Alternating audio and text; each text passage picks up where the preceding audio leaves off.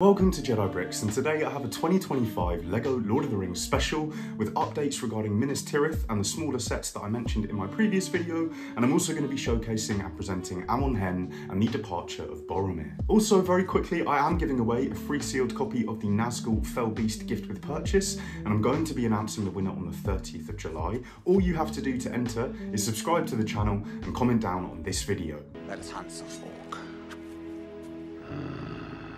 So in my last update, I shared that Minas Tirith is expected to be the next large LEGO Lord of the Rings set, and I have some new information about that today, but that was actually not all, because with the new movies releasing and the huge responses to LEGO Rivendell and LEGO Barad Dur, it seems the time is right for a LEGO Lord of the Rings revival, and LEGO is finally catching on. And so it has been rumoured that we will be seeing an Icons Minas Tirith set next year, but Minas Tirith does present a lot of challenges. It needs to be at least 7,000 pieces, and would redefine what LEGO can actually achieve with their larger sets if they were able to even pull it off.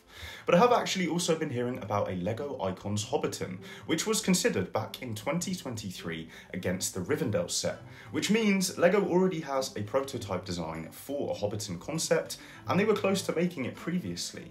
In fact, the only reason that they didn't make it was because the Bag End set is already quite detailed and displays really well, whereas 2012's Rivendell set or the Council of Elrond only captures a tiny scaled down section. So does this mean that we will see a Hobbiton instead of a Minas Tirith? Honestly, it's 50-50 at this point, and I'd be quite happy to see either location as an icon set. Minas Tirith has more hype in the community, but Hobbiton is more universally known and loved. I have been leaning towards Minas Tirith, but every time I see this LEGO Hobbiton design, my decision wavers slightly. So I also mentioned a couple of smaller set concepts that could revive the theme and make it accessible to all fans. The LEGO community and the fantasy community especially has been asking for battle packs for a long time. Whether they are a LEGO castle style, or more specifically, Lord of the Rings based, this would be very successful for LEGO.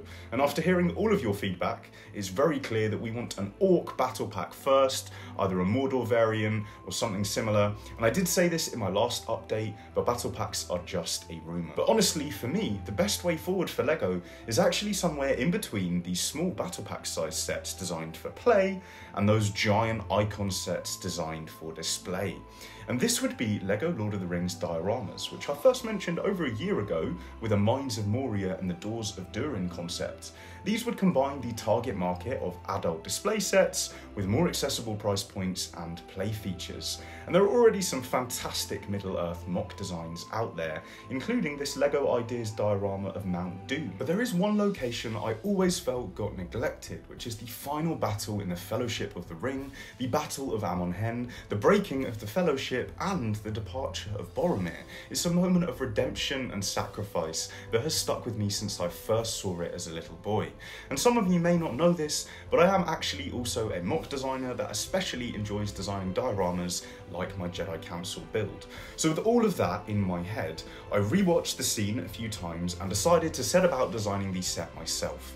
I used LEGO Studio to create this, and after spending the best part of a week building, unbuilding and refining the design, I'm proud to finally present the Battle of Amon Hen and the Departure of Boromir, with a quote tile that reads, "Be at peace, son of Gondor." The build includes 844 pieces, and the full minifigure lineup would include 10 minifigures, but you can also set it up with just 3 to 5 minifigures, depending on which moment you want to capture.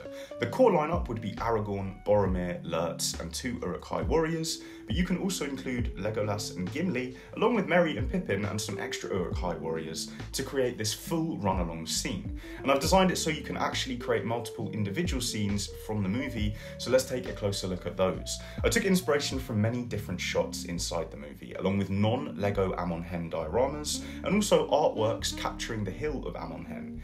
In the movie, we have 2 distinct moments, connected by some running action. The Uruk Hai attack at Amon Hen, and Boromir falls, protecting the hobbits further down the hill inside the forest. These 2 scenes are connected and brought together when our characters run 100 meters or so through the forest. So I designed this set with 2 sections connected by forest floor and an ancient stone path. On the left side is the stone seat of seeing. This is the building that Amon Hen is famous for, and the building where Aragorn tells Frodo to run. It was important to capture the sense of ruined grandeur here, because the stone building is actually a remnant of the Númenóreans, who are a mighty seafaring people destroyed by Sauron and their own king's hubris in the Second Age. And actually, the refugees from Númenor would later become the people of Gondor and the descendants of both Aragorn and Boromir. Those giant Argonath statues the Fellowship sail past are also remnants of Númenor, which gives you a sense of how powerful this race of men was. And so I used a combination of light grey, sand green and dark grey bricks to give the sense this building has been there for a very long time, being weathered by the elements. I also added some details like the pentagonal tiles and brickwork to give variation to the stone structure itself. This seat of seeing is connected to the Boromir section by sloping forest floor, which I created by using a variety of slope pieces and stacked 1x1 plates, detailing them with dark orange flowers and bare branches and bushes. There is also a fallen section of tree which allows Merry and Pippin to hide from the Uruk Hai, and also acts as an obstacle for when the Horn of Boromir sounds and Aragorn must run through the forest to reach him. The right side of the MOC showcases Boromir's final acts as the Prince of Gondor.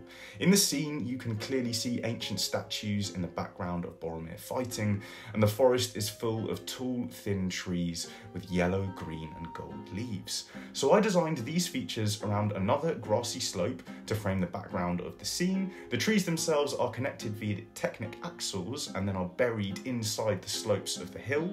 They are built using angled technic axles with pin connectors joining them up to create the trunk and the branches, and I then used 1x1 bars with round studs to attach leaves and create some interesting angles. The front section is more open to allow the minifigures to be set up with some small rocks and 2 levels, giving some extra depth. And this is probably my favourite part of the MOC because you can perfectly capture Boromir's final showdown as Lurtz enters the scene with his black Uruk bow. And you can also create Boromir's departure, where we see Lurtz has had his head and arms chopped off and Aragorn is promising to protect the White City as Boromir takes his final breaths. Now very quickly, I just want to give those of you stuck with me till the end of this video a little bit more information and clarity about 2025 LEGO Lord of the Rings leaks. So at this point, what we know so far is that a large icon set is pretty much guaranteed, so is another Brickheads pack, but there is also rumours of a smaller set releasing. So if you just can't wait for these smaller sets and you want to build this Amon Hen MOC yourself, I am in the process of finishing off the official instructions, which I will be sharing with you guys, and I'll be building it fully live on the channel to give you all a closer look. But let me know what LEGO Lord of the Rings scene you want to see me do next, and if you enjoyed this video, don't forget to subscribe for all things LEGO. Maganda! Maganda! Maganda!